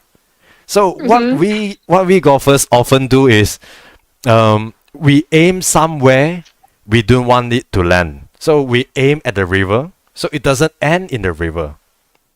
Make sense? Yeah, You get what I'm trying to say? yeah. Yeah, okay. So with that theory, how would you throw your sword? At him. At it? The same way I threw the sock. Okay, what did I ask you to roll for throwing the socks earlier? Dexterity. Okay, let's do dexterity again. Up above 10, it lands at Longfoot. Okay. 16.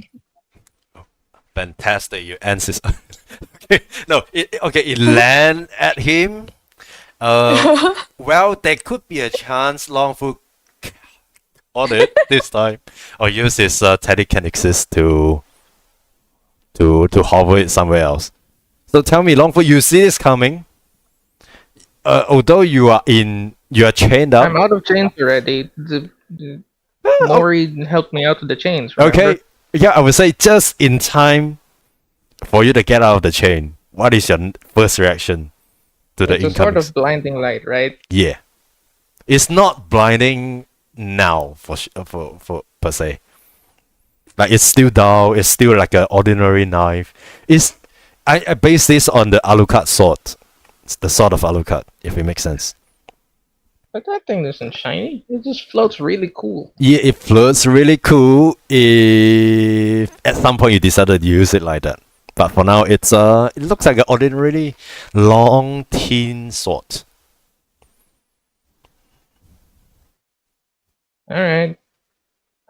But it's coming It's your next way. to me, so I try and grab it. Why not? Okay. You try to catch a flying knife, a flying sword. So you gotta roll something like a con save. I'm thinking like a con Yeah, save or sure. strength save or dexterity save. Dex. Anything above 10. That's all of the saves I can do. Sure, whatever. Mm-hmm. It's 23. Okay, yeah, that's easy. You caught it with cinematically. And yeah, so I'm gonna say you have to give up one of the weapon, the loot. Yeah, you have a chain. But okay, scratch that. You can use both if you can manage them. So but let's very quickly go back to Dory. You threw that. I will give you that as a bonus action. What would you do for your full action?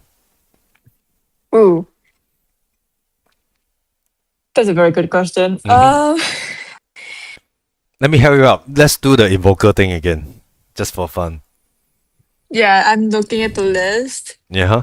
What is meteor? Ooh. You're always going for the the best ones. Generally. Disaster. Generally it's a big rock that falls from the sky. It is a meteor.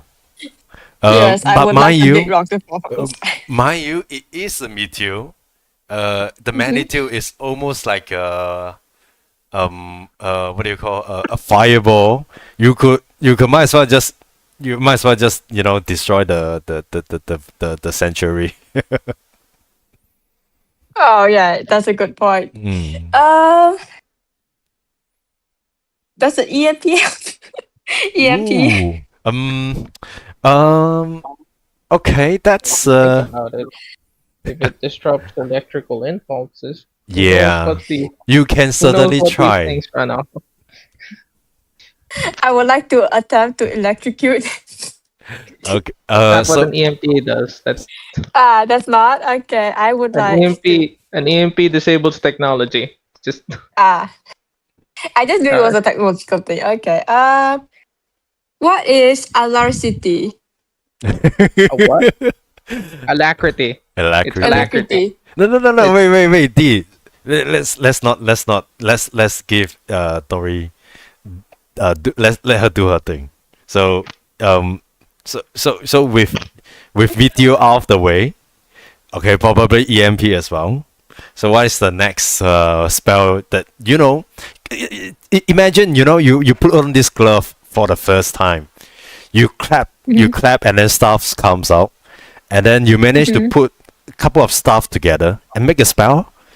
What is your next chain of curiosity leads you to, like you probably try 3 colors together, but you haven't tried just blue or just purple, or that different combination that you haven't tried.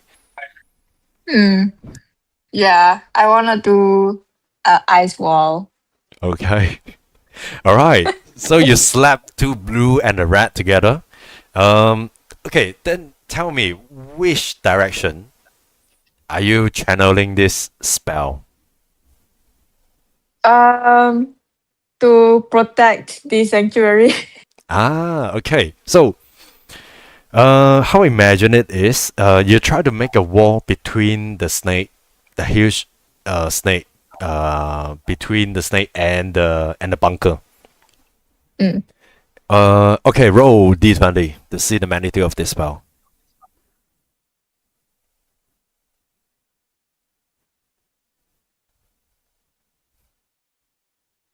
Two.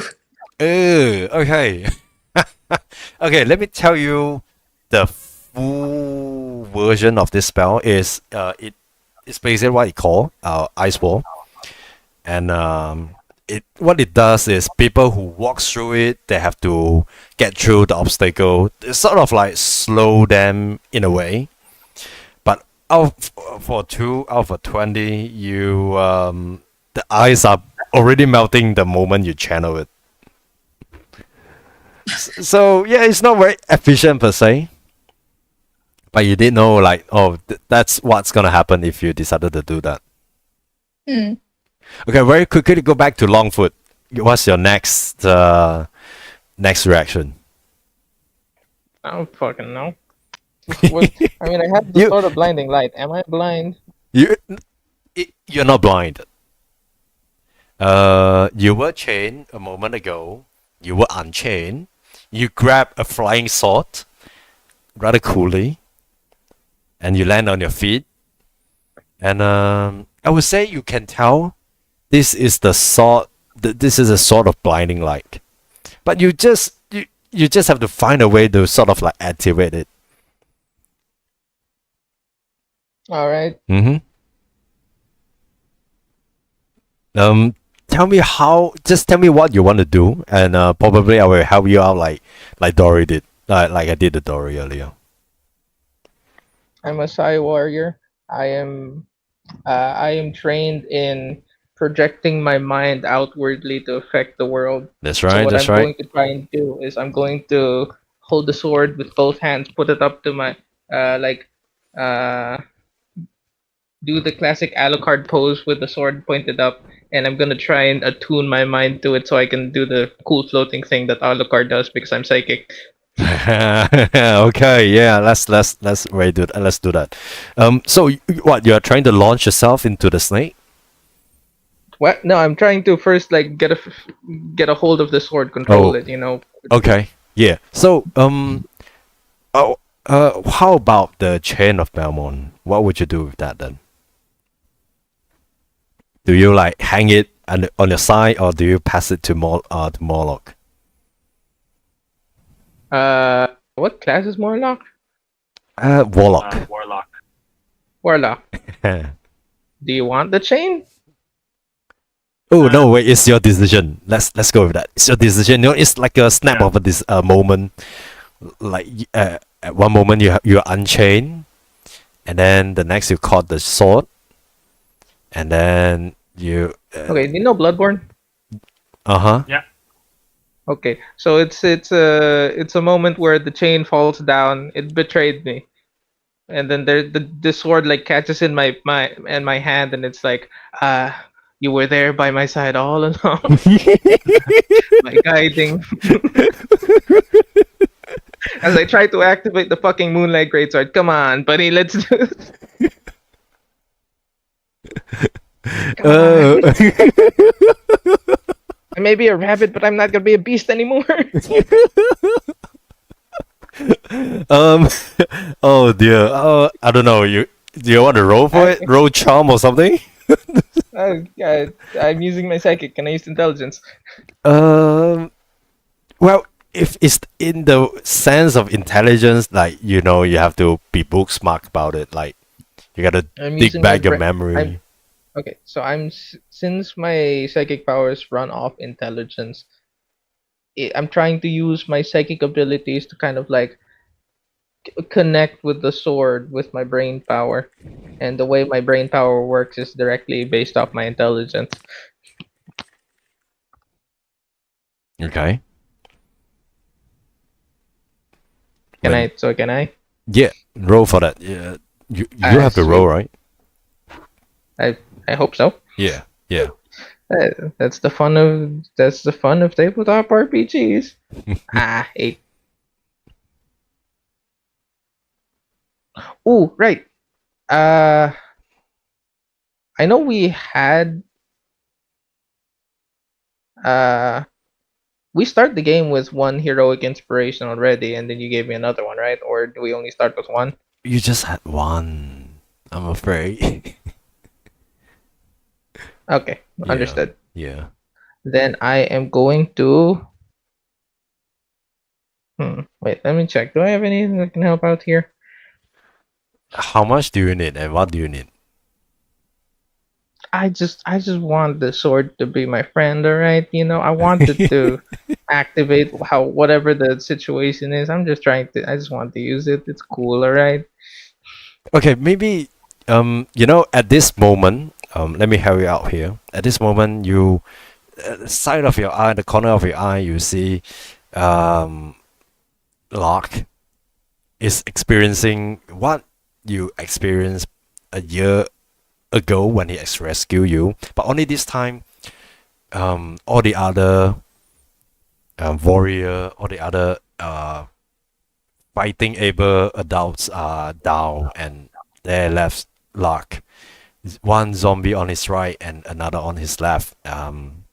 He's properly flanked by all the zombies, and his weapon is very much like yours earlier, stuck in one of the zombie, and he has a tough time pulling it out.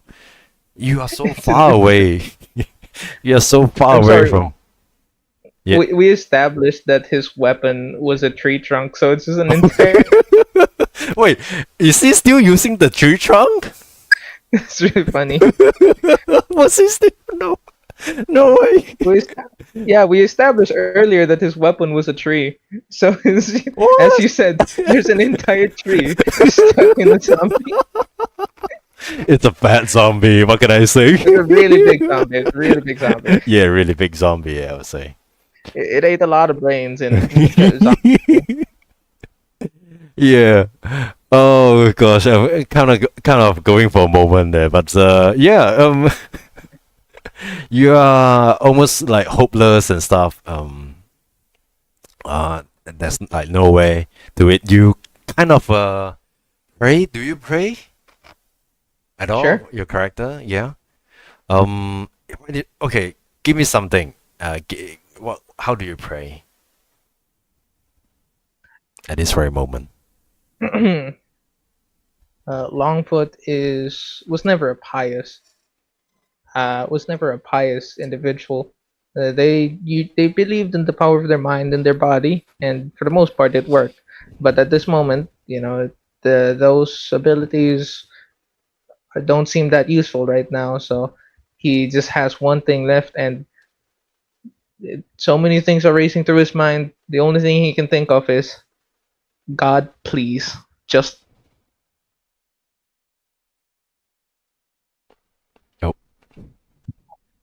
Just hey, wait. I can't hear you. God, please, Okay. just this one. Okay. Mm. Okay. At that very moment, the sword lit up. At first, it was like a soft glow of gold color from the head to the body. It started to glow, and then in a very short span of moment, it turns into literally blinding light, and you have to roll on save to see if you are blinded. All right. Yeah. I think there's a condition so-called if you're blinded or when you're chained, that kind of stuff. So you are Yeah, at that's disadvantage. called the blinded condition. All right. Yeah, let's do that. 8. You are blinded. uh, you are blinded. Do another roll of strength save to see if you still hold on to both the weapons.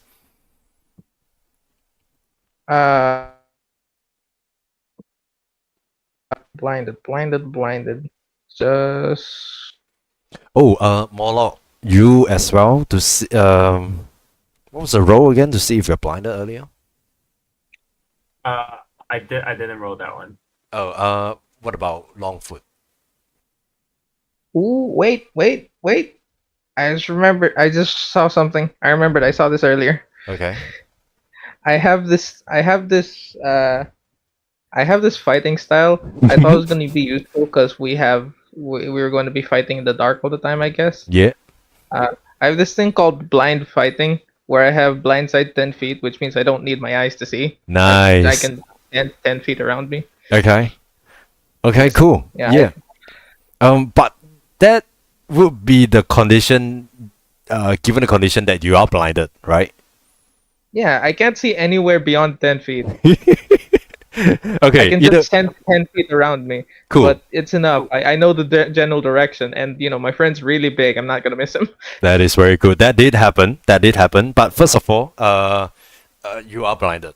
Yeah. But regardless, you are still capable of doing some serious stuff. Like you mentioned earlier. But we'll get to that later. But for now, Moloch, Alright. you have to do a save above 10 to see if you're blinded as well. Similarly, maybe dex save or con save. Okay. How do I do the plus modifier? You have to hover your Plus cursor at the end. slightly lower to the box on the left. There will be a couple of saving throws. Oh yeah. Oh, I thought you guys were doing it on the bot channel. Oh, you can do it anyway. I have your character Yeah, I sheet was open doing it on anyway. the bot channel. Don't worry. You can do it in your character sheet, D&D Beyond. You can do it Oh, anyway. This is a bit of an aside, but how long are we gonna be going? Until Yes, 11. I got 13.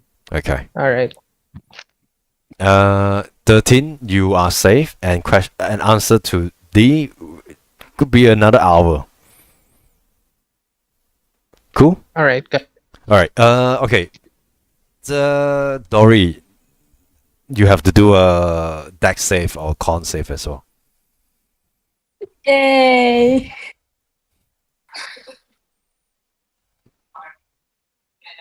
Four. Okay, so the two of you are blinded, literally, for a moment. One of you help me out here to see the condition blinded. What other thing I should take a note of?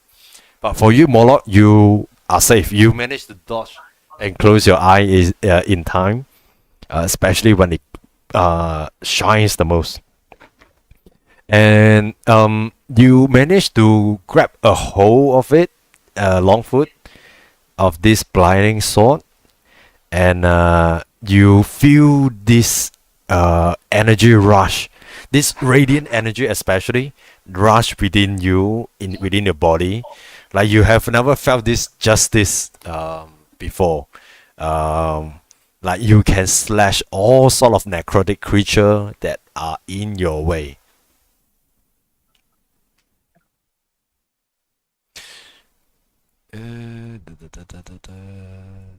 Okay, yeah. So we're back to you, Longfoot.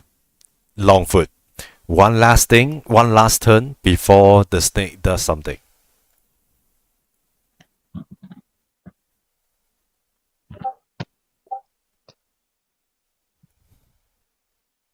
Okay, can I get like a mental image of this situation right now? Let's go back to the moment when when the snake claw out of the hole. It claws out, it gets so high up, it's even taller than the tower that you mentioned, and it's what do you call, it's very much in your way, in this whole century. It makes it everyone problem now, wherever you are, whoever fighting the zombies, and it is still very much not your fight to begin with. So there were a few moments where you pull out a loot. You use those loots. I know what I've done. I'm just asking for a mental image of the current present situation. You are blinded, but you are still, what is the word, fluent? Okay, yes, I understand my own state, but like the surroundings, what's happening, the people, the background. Who else specifically? What else specifically you would like to know, background wise? Never mind. I guess I'll. Well, so the snake is on the tower, right? Yeah, I would like to know as well, like Jespa, if you can describe where we are, the enemies around us. Yeah, how I am. are... I am very lost because I don't know how far the snake is. I don't know how far Larg is. I don't know how far the members is. Where am I? Who am I? What is this thing on my hand? Oh, it's my. Why am I? My drink. Yeah. Why am I? Okay, that's a very good question, but you probably just have to roll with it. I couldn't paint a really solid picture to you. But whatever you want to do, I will try to help you. I would say the moment the snake appear, it is the biggest problem. And All right. My main problem is I can't do anything if I'm confused about the current situation because I don't know what to do. So I guess fuck it. The snake's on the tower. I'll cut the tower. I don't care. Okay. I'm fine. Yeah, I'm not fighting the snake. I'm fighting the foundation.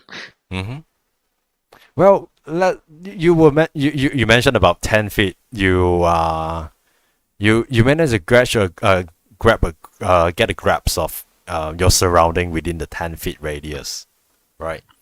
So I would say I can hear the giant creature climbing up a tower. I would say you can't do that unless you spend a turn to recover from the collision. Never mind then. Yeah. I don't know what the fuck to do. Well, one of you is not blinded, so we don't stick to the turn-based kind of thing. What would I like to maybe help you guys out here is to work together. So 2 of you are blinded, 1 of you is not. So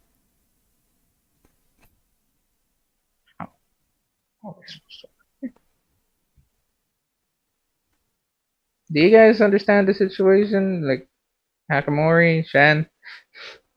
maybe Moloch. Moloch, you are the one that's not. Maybe it's hard for you guys to move because you're blinded. So I can aim my Eldritch Blast at the base of the tower, and I'll shoot it on the opposite side of the.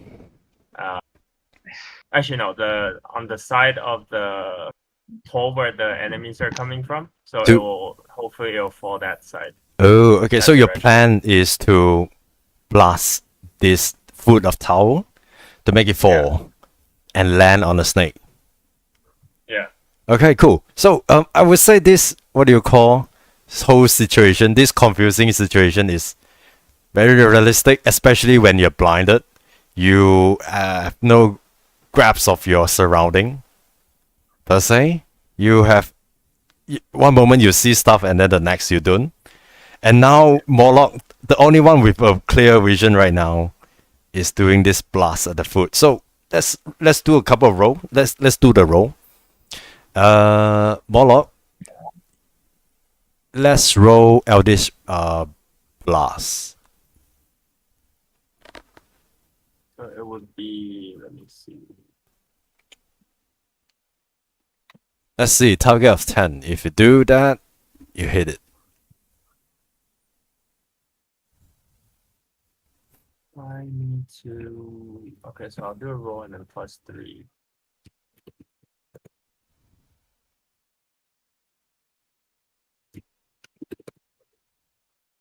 Oh, 5.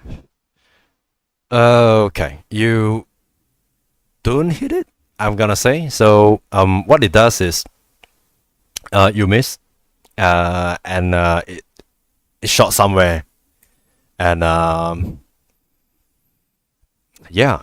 Okay, next. Why don't we take a 5-minute break? Yeah, and we'll be back in 10:22, and we try to figure out what you guys can do after this.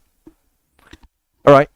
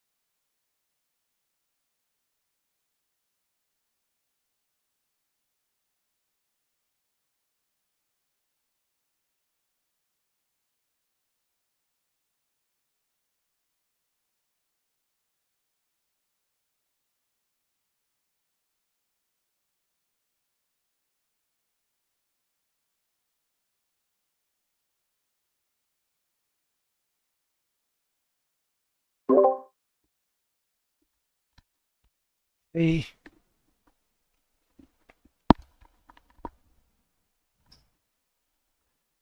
All right, is everyone back? Okay. Okay, let's start with D.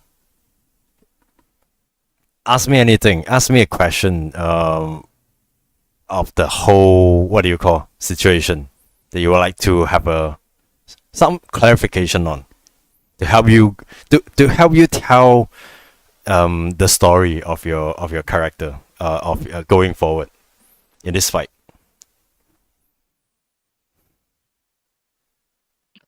Gonna be real? I got nothing. Okay, Moloch. I think I agree with Longfoot. If it'd be helpful if you can remind us a little bit of the picture, the kind of the picture that we're in. Okay. All right. How about Shan? Yes, a picture. Like I don't need a detailed map, but I would like to be able to see like where we are in relation to the other stuff in our surroundings. Okay. Okay. I wouldn't say there's it's very clear because I don't use map. So if you say you are like 2 turns away to get to the tower, I would say yeah, that's cool. As long as it makes sense. Try to. Yeah, I think Jasper, if I understand correctly, you would like us to, like, you're completely fine with us coming up with how the picture looks, right? I think probably my main concern is the 3 players might have different picture, and because of that we will have different plans. And then when someone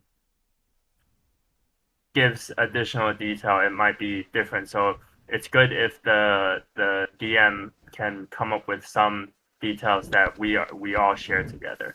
Okay, that's fair. But what I can tell is, don't be too afraid of that details and whatnot. Just go.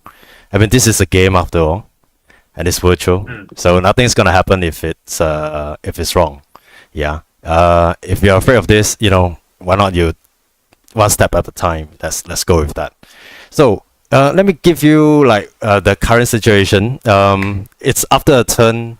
You guys are no longer blinded. You have a better grasp of what's happening. Your Eldritch Blast didn't hit as well, so the tower didn't fall. But your attack or your spell send a very strong message to your teammates that what you are trying to do against the snake. But right now it is the snake turn. Your blast sort of like caught its attention. It is I want to say 25 feet tall serpent. It is a ancient rotting. It has a what do you call ancient rotting body. Parts of it body you can see through the flesh, and some part of it there's no flesh. Yeah, and then what is very distinguished is its fang. It's big to begin with, and then there is some very clear liquid that is sizzling, that's bubbling, that is clearly poisonous, and it is charging towards you, Moloch, because you are the one who caused the blast. I would say the next turn it will get to you. It has a couple of actions that it can do. So now let's go back to you guys. What would you guys like to do?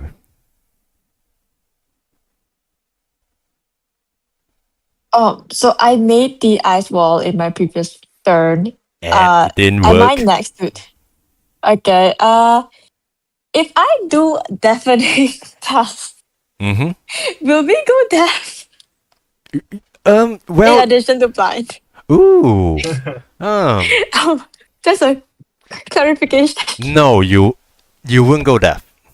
Let's go with that. Oh. It's like a wind kind of energy, you know. It's like blow you away, but it's a very Okay. strong wind against very weak creature like zombie, you know. Mm. Mm. Okay, so Mm-hmm. I would like to do a deafening class. Because I can't see right now, so I'll just do it like do a surroundings and hope I don't die Yeah. and no one else dies. You know what's even better? You use this spell before. You know the color combination of it. You roll with your intelligence this time. Oh, okay. Yeah. So it's a target of above 10. You channel it. 7. Plus more. Okay. Do you not have inspiration? Yeah, I'll use inspiration to make sure that we don't die from my deafening Oh. breath. Okay. If you have the chance, when you have the time, go look up, you know, on YouTube, all the spell how it looks like, in actual term. But for now, what do you call? You got a 7? Yeah. Okay. Tell you what. Let me hurry up here. So a 7 out of 10. You cast instead of a 360 direction, you cast a one directional wind energy towards this what do you call the snake. So roll damage. Roll probably a 2d6 damage. Oh wait, what? That's actually kind of weak. Okay. Yeah. Ooh, 8. Yeah. Okay. Yeah. You knock 8 off. 152 hit points. Congratulations. Yay! So like the previous 2 episodes, hit point is one of the way you can take down a creature, a monster. Of course, there are other ways. So try to think about how you defeat Kikimora in the first episode, and then the giant spider in the next episode, and this time the snake. So try to think, you know, in a very movie-like way, how like you tame a snake or you kill a snake, so called. So it surprised me. So Sean, after Sean, so who's next?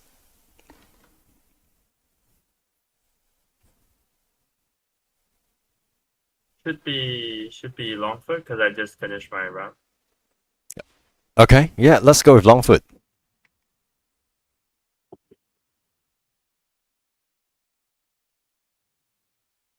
No, you go ahead. I still have nothing. Okay, yep, let's go with Norlock. Okay. I will. Based on my knowledge from living in the forest, have I seen this kind of snake before? Do I know any additional information? I would say you have. Let's roll a history. History check.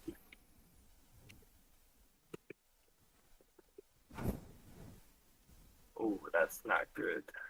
What do you get? 3 plus history. Maybe I should roll nature instead of history. Sure. That doesn't matter. I think I got a 7. Okay, yeah. 7. A good 7 got you probably like what do you call this? Is not a natural creature to begin with. This is necrotic for sure. You have been in this infected area for a long time now, so this is probably what do you call necrotic infected snake as well. So there are a few ways to sort of kill it, radiance being one of them, and then there is also another way to kill off a snake. So try to think, you know. Just take my magic item. Just take the sword and chain. You can use it.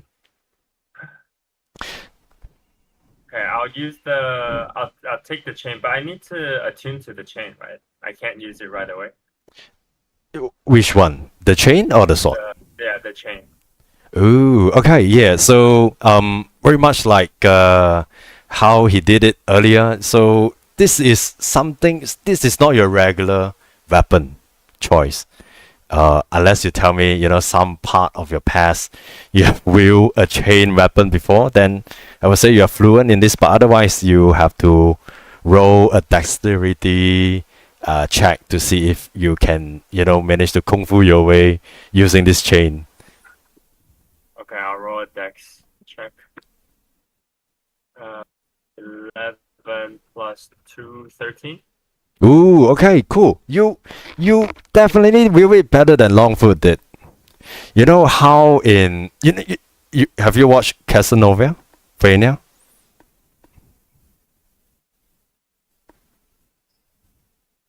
No, I haven't. Okay.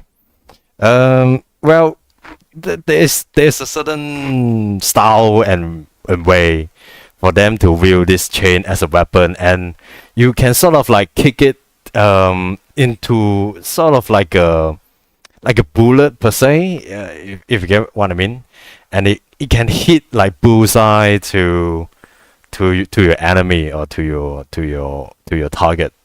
So you did that, and it hits. I would say you're close enough to the snake now, because it's charging towards you. It can hit its eye or the head. So depending on where you want to hit.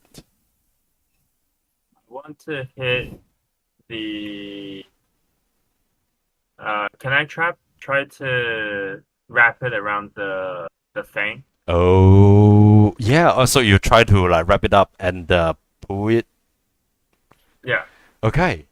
That require a lot of precision. You can again do a dex check. Target of 10. 1, and then strength check to pull it off. All in one action. Okay, so two roll. The dex is 18. Mm-hmm. Ooh. Strength is 17. For real? Yeah. Okay. You got what you wanted to do.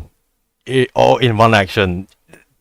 You feel like this loot is how to say is destined to be in your possession for you to wield it. It feels natural, even what do you call even more natural feeling than this dagger did, in a way. Well, somewhere this dagger feel a little bit of jealousy, but for the moment it's very quiet for now. Yeah, so it does that. You yeet out this one of the two. You roll. Can you roll a D? What do you call 2d6 to see how much damage you did to this snake, to this serpent? How do I roll 2d6? What's the command? You can roll a physical die or you can roll anywhere. It's fine. Oh, let me help. 2d6.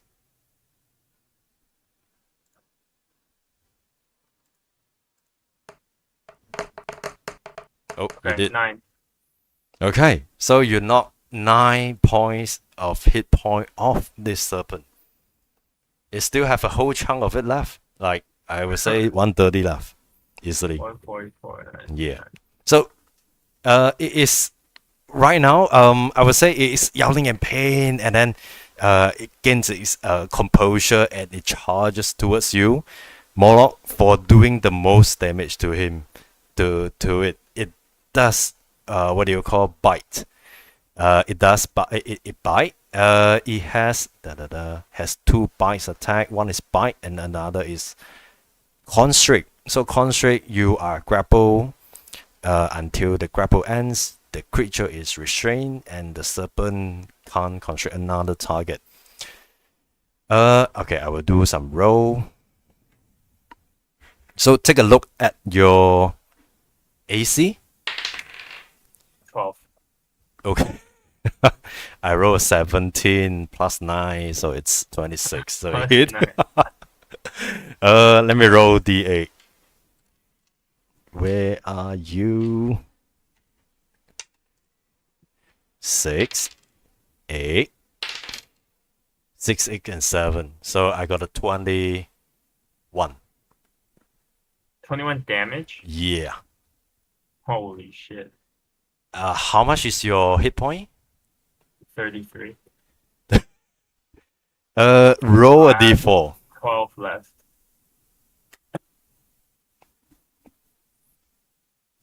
D4. 4. 1, 2, 3, 4. Your left leg is bit off. Oh shit. Yeah. So how I do it is if it takes a quarter of your HP away, I would say one of your body part, or you sustain a very serious injury. So in this case, very much like Dory. In the first episode, I think that's how she lost her left arm. Yeah. All right. And then it will try to constrict you. Let's see. I got a 3. 3 plus 9 is 12. Your AC is? 12. Okay. So it kind of like restrain you, like how a snake would do. And it does some damage as well. Where is D10? D10. A 9. And an 8. I'm gonna use my reaction as a Psy Warrior to use Protective Field. Yeah, thanks. to Not reduce your the turn yet. damage. So 17. It's a. I Thanks. have a it's. Do you know what a reaction is? In Dungeons and Dragons. Yeah, thanks, It's D. a reaction. What? What? No, it's a reaction to reduce the damage. Mm-hmm. There's a triggering thing to reduce the damage so he doesn't die. Mm-hmm. Can I do that? Or can I still not see him? Okay, Mola, what's your HP left? Oh, fuck. 12. 12? 12. Oh, I mean your HP. Yeah. 12. Okay, I think I roll a 17. Okay. Okay. I would say you sustain a severe injury. What it did is, you are fallen, but you're not dead. If I recall correctly, help me out here, D or Shan. You have to roll a saving throw 3 times to see if you are like truly dead. But for now, you are, well, I want to say unconscious. Out of turn. Yeah. Okay. Did Longfoot's reaction trigger? or Oh, no? okay. Yeah, let's hear this idea. So, D, what would you like to do earlier? I mean, he's already unconscious, so What's that? he's already unconscious, so it doesn't really matter either way. He's out of combat. Mm-hmm. Okay, so there's nothing you would like to do?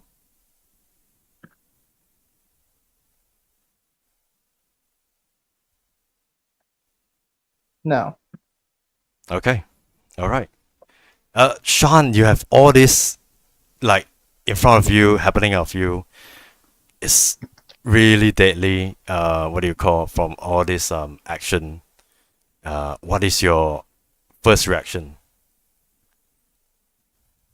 Oh, fuck. Okay, wait, can I see now? You do see that. Okay. I do really just want to just spam Deafening Blast till he dies. It's just okay. How far what's the status of the sword and chain?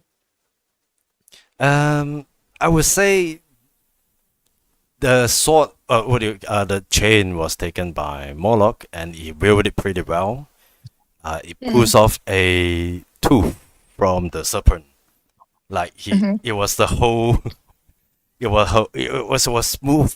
What do you call thing that he did? Like totally kung fu it and pull out one of the teeth, and it triggered the serpent no less, and it bit it, and it kind of like restrained it, and he seemed unconscious from your point of view, from your ankle. Yeah, it's way deadlier from the previous encounters that you had. Yeah, I was thinking about the previous encounters, and I finished off the spider with catapult. So I was thinking of catapulting the chain. That's like, but I know it's not. Can I get the chain and wrap it around the snake? Ooh. You have to try that. You have to do a couple of rolls like Moloch did. So if you want to do that, first you have to do a dex check. Secondly, you have to do a strength check. So both target of 10 to see. So you try to wrap it around and you try to yank it. What do you think would happen if you do that?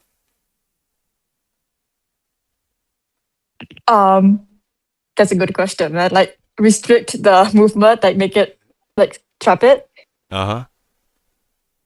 So kind of like block his airway. I don't know, like like choke it, or you are like trying to pull the whole heads off. Which idea would be closest to your thoughts? What? Why would you try to choke out an undead snake? Does it need to breathe? I was thinking just wrap it around and stop it from moving. Ooh, like okay, all right. Let's do that. Let's do dex check. Okay.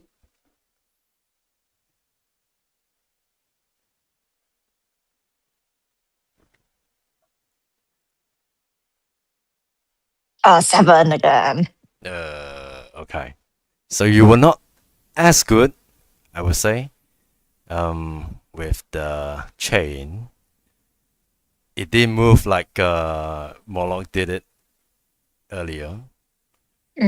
Well, I wouldn't say you entangle yourself with it, because you sort of like you do it very carefully, and you're not trying to go for the styles and stuff. So you just kind of fail to do that.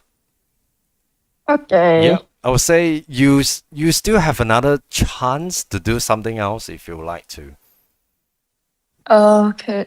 Can I attempt the same thing but with the sword, and I try to throw the sword towards the snake? Yeah. Okay. And stab it. Yeah. Yeah. All right.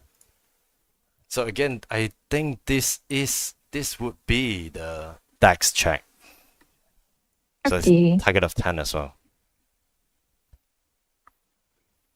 It's a 12. You threw and it hit, I would say, the eye, and it screamed in pain. It screamed in pain so hard, and it let go of Moloch. I would say the sword is still stuck in this eye of the serpent, and it rolls around like it's like a worm trying to struggling about in the soil, in the sand per se. Yeah. Cool. D, would you like to do something? I ran up and attacked the snake. Tell me how. I pull out my sword and I attack the snake.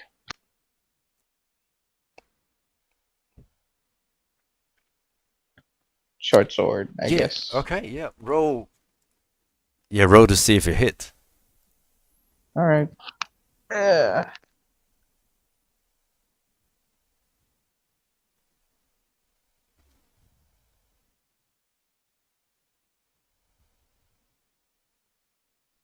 This is a 16 hit. The AC is 17. Well, I am a fighter, so I do have 2 attacks per round. What's that? Oh, I am a fighter. I have 2 attacks per round. Okay, yeah. Go for your next one. It's 19. Okay, yeah, 19 hits. Roll damage.